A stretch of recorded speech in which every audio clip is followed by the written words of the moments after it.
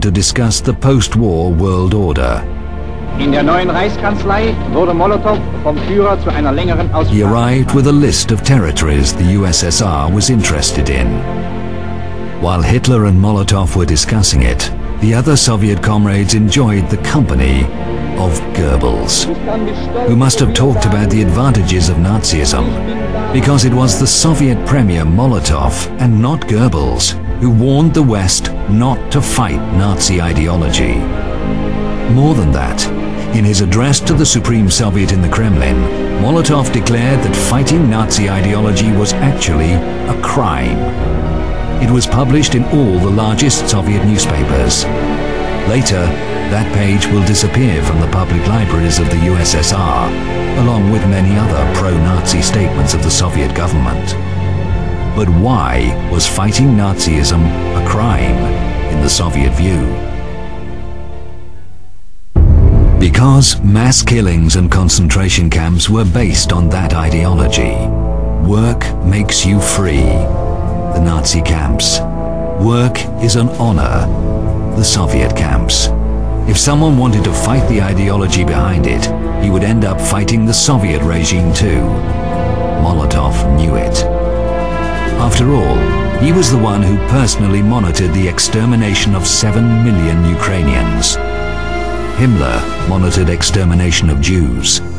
Both men agreed that for the common good, certain groups simply needed to be killed.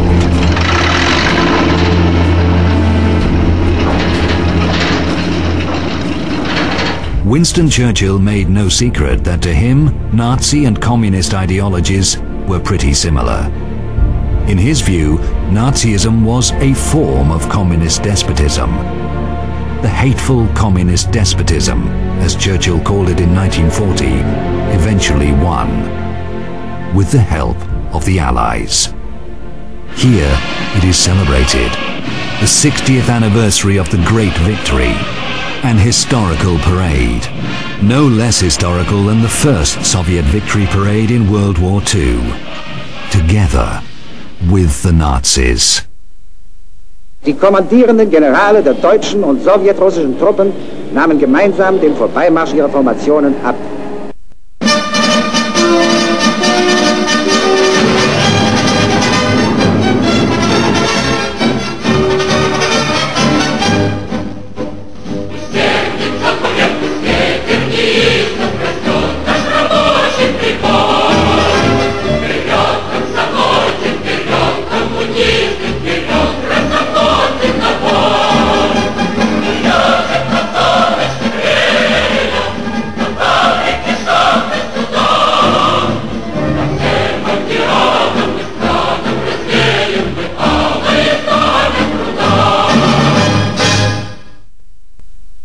The Soviets never emphasized that they were parading under the Nazi flag. Officially, Moscow portrayed itself as an epic anti-fascist fighter. Many people believed it. Many Jews fled to the USSR to be protected from Hitler. And then Stalin did something unimaginable.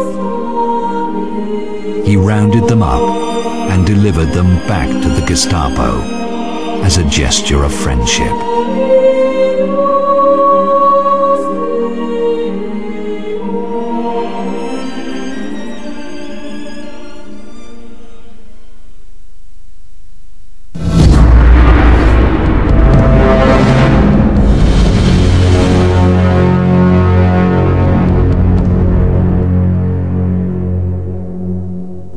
Take a look at this footage again. The Soviet officer greeting his SS colleagues with a Nazi salute. The Nazi SS and the Soviet NKVD, the Stalin security police, cooperated very closely. Archive documents reveal the enormous scale of this cooperation. Lists and lists of German communists and Jews which Soviets were delivering to the Nazis. December 1937, April 1938, May 1938, November 1938, Most of these people perished in Nazi concentration camps. But the SS-NKVD partnership was not limited to the extradition of common enemies. NKVD was training Gestapo. The Soviet machinery of terror had been operating for 20 years before the Nazis even started. Делегация германских гестапо, СС приезжает в Советский Союз учиться, как строить концлагеря. Посещали концлагеря, как это нужно, как огораживать, как ставить. The Soviet officers, in turn, went to Nazi-occupied Krakow to meet with their SS colleagues. The Jewish question was high on the meeting's agenda.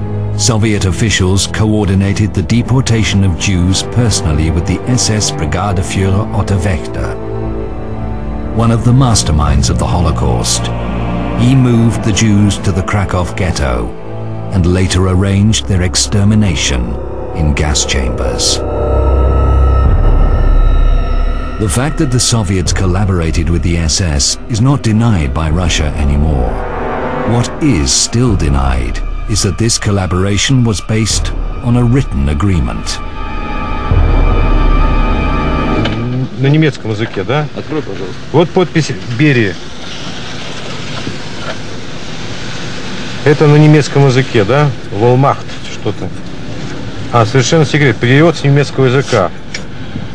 Рейхсфюрер СС, начальник Главного управления безопасности. Берлин, 3 ноября 1938 года. На основании этой доверенности мой представитель штандартенфюрер СС Генрих Мюллер имеет поручение подписать в Москве с руководством органов безопасности Советского Союза соглашение о совместной деятельности между НКВД и Генеральным управлением безопасности Германии, на которое мы возлагаем большие надежды, подчеркнуто 2 раза рукой Берии, связанные с укреплением мира и безопасности между нашими странами. Группенфюрер СС Гейдрих, подпись. Мамулов. Мамулов, да?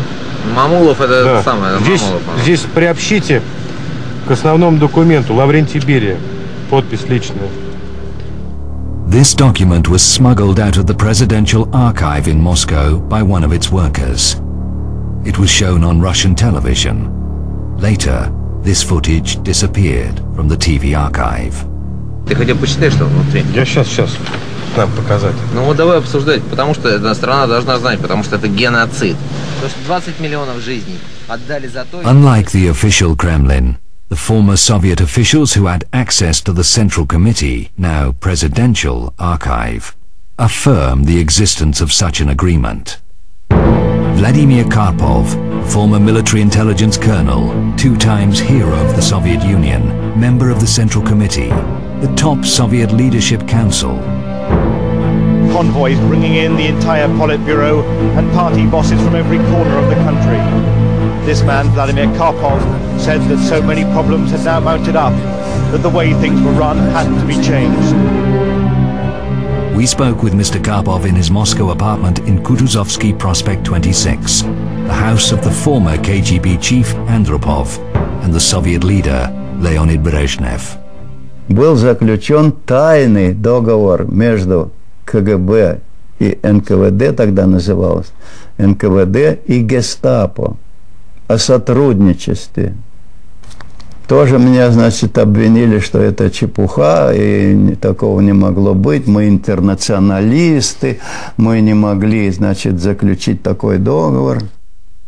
Вот это совершенно противоречие между тем, что сталинский режим – преступный режим, а во внешнеполитической области вроде и неприступный. Понимаете, тут, если он преступный режим, он во всех областях действует преступно, в том числе и во внешнеполитической. И это надо признать раз и навсегда. But Moscow does not accept it. It does not accept the criminal nature of the Soviet regime. Any documents revealing it are usually declared fake, like the secret protocol dividing Europe.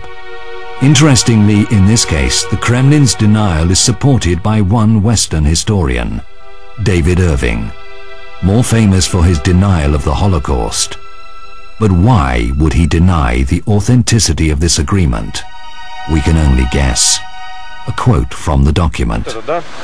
Органы НКВД возлагают на себя обязательство предложить советскому правительству программу по отстранению лиц еврейской национальности от органов власти, о запрещении использовать евреев и лиц, происшедших от браков с евреями в области культуры и образования.